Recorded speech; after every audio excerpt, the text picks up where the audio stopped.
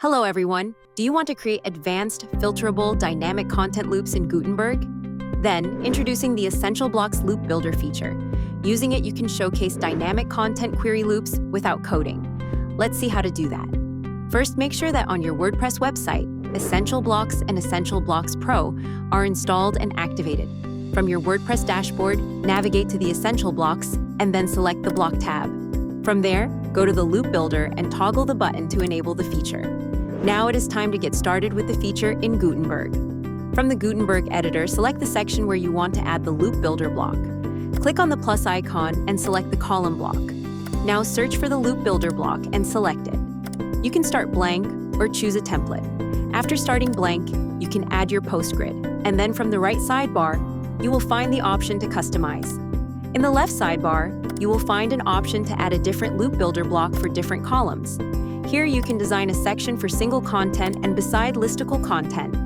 Then from the Loop Builder block, click on Choose to select a template. Now, let's start to work on the layout. First, let's start with a single post.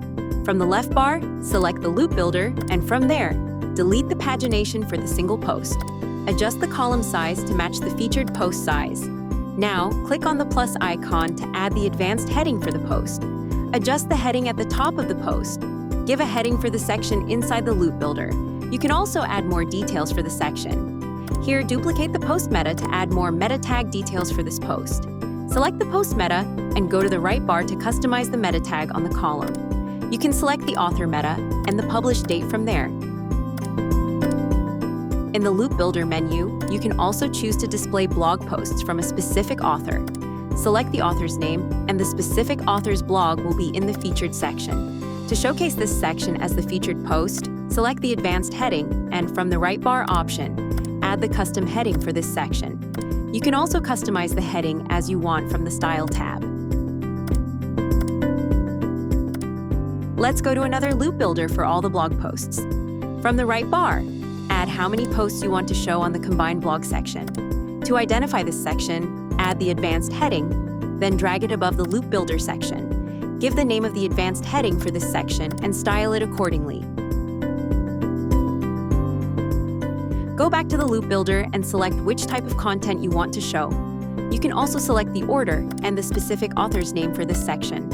In this section, you can also include or exclude specific categories and tags. You can also control which type of posts you want to include or exclude from the post. From the advanced option, you will find more control by excluding the current post or adding a specific meta condition, such as adding reading time and a specific date query for the posts.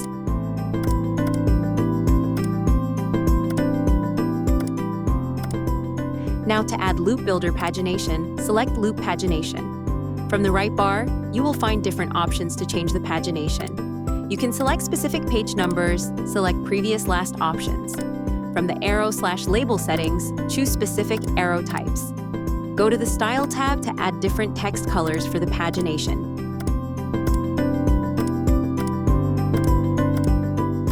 In the same way, to specify the section more, you can add different categories for each post directly from the Loop Builder.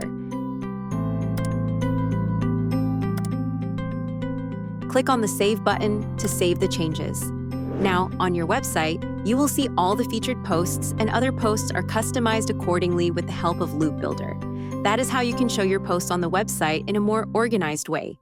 Did you like this video? Do not forget to like, share, and subscribe to our YouTube channel.